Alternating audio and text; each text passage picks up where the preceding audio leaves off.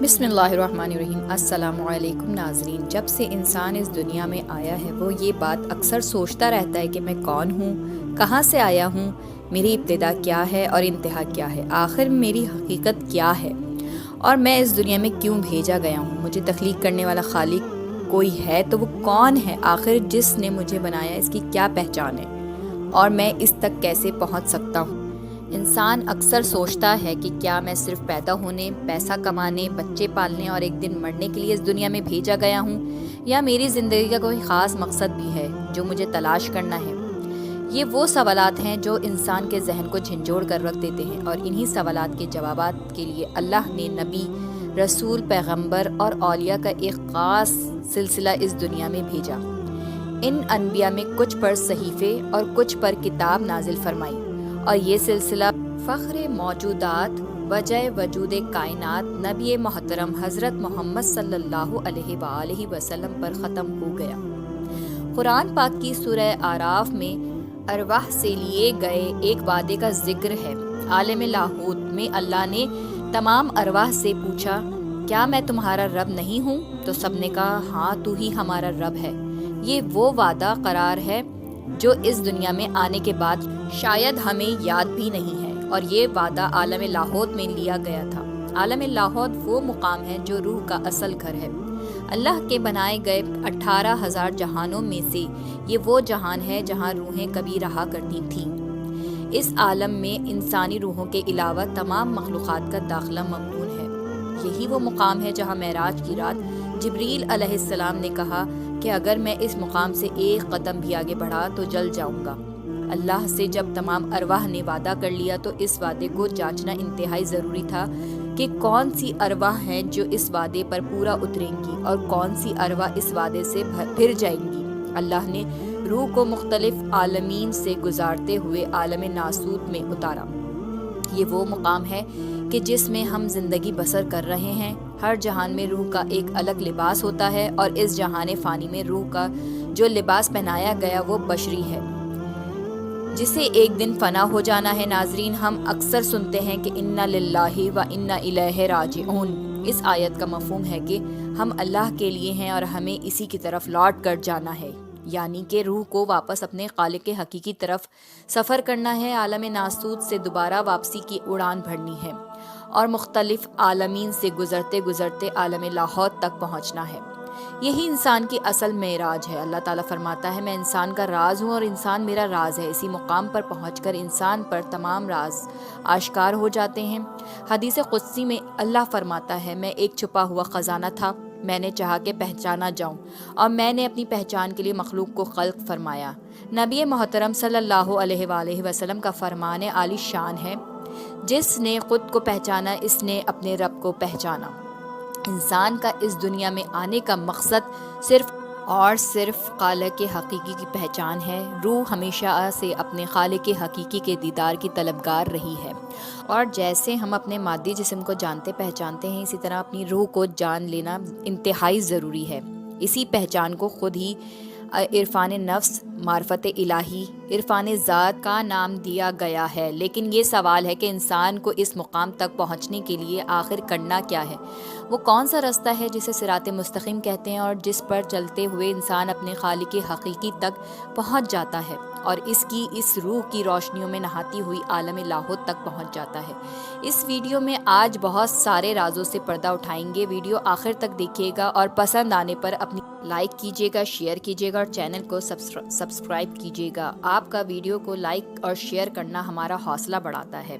ناظرین، انسان دو چیزوں سے مل کر بنتا ہے، ایک ظاہری جسم جو ہمیں نظر آتا ہے اور ایک روح جو نظر نہیں آ رہی ہوتی ہے۔ ظاہری آنکھ دیکھ سکتی ہے اور نہ ہاتھ اسے چھو سکتی ہے۔ یہ روح اللہ کا امر ہے اور اس کا تعلق عالم غیب سے ہے۔ یہ روح جب جسم سے الگ ہو جائے تو جسم کو موت آ جاتی ہے اور کچھ ہی دن میں جسم بھی گلنے سڑنے لگ جاتا ہے۔ یہ روحی انسان کا اصل وجود ہے، کیونکہ ظاہری جسم نے ایک دن مٹی میں جانا ہے، مگر اس روح نے فنا نہیں ہونا۔ یہ وہ روح ہے جو شریعت، طریقیت، حقیقت، قرب الہی اور معرفت الہی کی منزل طے کرتی کرتی ایک دن دیدار الہی تک پہنچتی ہے۔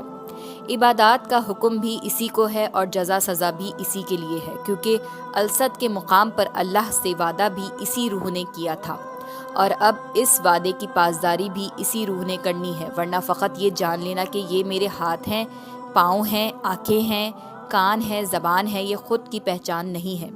اتنی پہچان تو کسی جانور کو بھی اپنے جسم کی ہوتی ہے۔ بھوک لگے تو کھانا ہے، غصہ آئے تو جھگڑنا ہے، گرمی میں چھاؤں اور سردی میں دھوپ تلاش کرنی ہے، یہ باتیں تو جانور بھی جان لیتے ہیں۔ پھر انسان جو بات جاننے اور جو راز پانے آیا ہے وہ کچھ اور ہے۔ قرآن پاک میں اللہ نے بار بار انسان کے باطن کی طرف اس کی توجہ دلائی ہے۔ اللہ فرماتا ہے، اور میں تمہارے اندر موجود ہوں، کیا تم غور سے نہیں دیکھتے؟ سورہ کہف میں اللہ فرماتا ہے، اور ہم تو انسان کی شاہ رگ سے بھی زیادہ اس کے قریب ہیں۔ سورہ مجادلہ میں اللہ فرماتا ہے کہ ان کے قلوب یعنی باطن میں ایمان لکھا ہے، اور سورہ روم کی آیت کہتی ہے، کیا وہ اپنے اندر فکر نہیں کرتے؟ ایسی بہت سی آیات اور احادیث ہیں جن میں انسان کے باطن یا قلب کی طرف توجہ دلائی گئی ہے۔ اللہ کا راز بھی انسان کے باطن میں ہی ہے، اور شیاطین بھی انسان کے باطن میں ہی وسوسے ڈالتے ہیں۔ حضرت علی علیہ السلام کا قول ہے کہ انسان سوچتا ہے کہ اس کا جسم چھوٹا سا ہے، جبکہ اس کے اندر ایک بہت بڑا جہان آباد ہے جس کی انسان کو خبر نہیں۔ انسان جتنا چاہے جنگل، پہاڑ، ویرانے، کریا گلی گلی پھر لے، اللہ تک پہنچنے کے لیے اسے اپنے اندر ہی ڈوبنا پڑے گا۔ اللہ کا راز انسان کے اندر اس کی روح کی گہرائیوں میں دفن ہے۔ جس نے یہ راز پا لیا وہ سکون حقیقی کا حقدار بن گیا، اور خوشی و غم، گناہ و ثواب، حیات و موت اور ہر طرح کے امتیاز سے آزاد ہو گیا۔ انسان کی ہر ممکن کوشش ہونی چاہیے کہ وہ ذات باری تعالیٰ تک پہنچ سکے، اللہ کے انوار و تجلیات کا مشاہدہ کر سکے۔ ایک اور حدیث آپ لوگوں نے سن رکھی ہوگی کہ قلب مومن بیت اللہ، قلب مومن عرش اللہ، کہ مومن کا دل، مومن کا قلب اللہ کا عرش ہے۔ انسان کو صرف اس قلب تک پہنچنا ہے، روحانیت اور باطن کے بند دروازے کھل جائیں گے۔ انسان اور اللہ کے درمیان جو سب سے بڑا پردہ حجاب ہے وہ نفس ہے، اس لیے اللہ تک پہنچنے کے لیے نفس کو جان لینا، پہچان لینا انتہائی ضروری ہے۔ نفس امارہ انسان کو گناہوں اور برائیوں کا حکم دیتا ہے، انسان کے اندر لالچ، کینہ، بغض، شہوت، حسد، غصہ پیدا کرتا ہے۔ اس نفس کا یارانہ، اس نفس کی دوستی شیاطین کے ساتھ ہے۔ انسان چاہے حالت روزہ میں خانہ کعبہ کا طواف کر رہا ہو، یہ نفس وہاں بھی انسان کی جان نہیں چھوڑتا، پھر بھی ہر قدم انسان کے ساتھ رہتا ہے اور گناہوں کی طرف مائل کرتا رہتا ہے۔ مگر مسلسل کوششوں سے انسان جب اسے پہچان لیتا ہے، اس کی مخالفت کرتا ہے اور اس کو حکم کی پیروی کرنا چھوڑ دیتا ہے، تو ایک دن تھک ہار کر یہ نفس بھی کلمہ حق پڑھ لیتا ہے اور مسلمان ہو جاتا ہے۔ اس مقام پر یہ نفس امارہ تابع ہو جاتا ہے اور سکون اور اطمینان کی حالت میں چلا جاتا ہے، اور اس نفس کو نفس مطمئنہ کہتے ہیں۔ اسی نفس پر پھر الہامات ربانی کا نزول شروع ہو جاتا ہے۔ اللہ کا نور انسان کو اپنے قلب میں دکھائی دیتا ہے، اسی میں اولیاء اللہ ہمیشہ اپنے قلب کی طرف متوجہ رہتے ہیں۔ یہ قلب وہ نہیں جو انسان کے سینے کی بائیں جانب دھڑک رہا ہے، گوشت کا یہ جانوروں اور مردوں کے سینے میں بھی موجود ہوتا ہے۔ یہ گوشت کا لوتڑا کائنات کے مالک کا احاطہ نہیں کر سکتا۔ قلب تو وہ مقام ہے کہ دونوں جہان اور تمام مخلوقات اس میں سما سکتے ہیں، لیکن قلب دونوں جہانوں میں بھی نہیں سما سکتا۔ انسانی جسم میں یہ وہ جگہ ہے جہاں ذات الہی کے جلوے نظر آتے ہیں۔ قلب انسان کی روحانی کیفیات کا مرکز ہے، اگر یہ درست ہے تو ہر عمل جو آپ کر رہے ہیں وہ درست ہوگا، اور اگر یہ مرکز سیاہ ہو چکا ہے تو آپ روحانی اقتدار کبھی حاصل نہیں کر پائیں گے۔ حضرت سقی سلطان باہو فرماتے ہیں، تیرا جسم اللہ پاک کی جلوہ گاہ ہے، تم اپنے جسم کے اندر جھانک کر تو دیکھ، اور اس خضر علیہ السلام کا محتاج نہ بن جس نے آب حیات پی کر حیات جاویدانی حاصل کر لی، کیونکہ تیرے اندر تو عشق الہی کا آب حیات پہلے سے ہی موجود ہے۔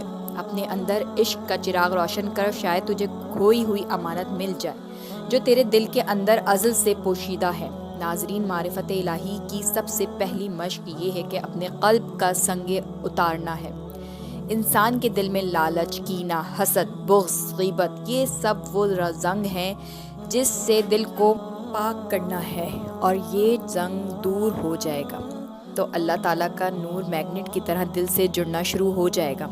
جیسے زنگ لگے لوہے کو میگنیٹ سے بھی اپنے ساتھ نہیں جڑتا، ایسے زنگ لگے دل پر اللہ کا نور بھی نہیں اترتا۔ سب سے پہلے اپنے آپ پر کام کریں، اپنے دل میں رکھے ہوئے برائی کے بتوں کو توڑ ڈالیں، اپنے دل کو خانہ کعبہ کی طرح ان برائیوں کے بتوں سے پاک کر لیں اور پھر تجلیات الہی کا انتظار کریں جو آپ کے دل پر نازل ہونے کے لیے تیار ہیں۔ اللہ تعالیٰ آپ کو اور مجھے معرفت الہی کا یہ جام پینے کی توفیق عطا فرمائے۔ آپ خوش رہیں، آباد رہیں اور رحمت خداوندی آپ کے گھروں پہ سایہ فگن رہے۔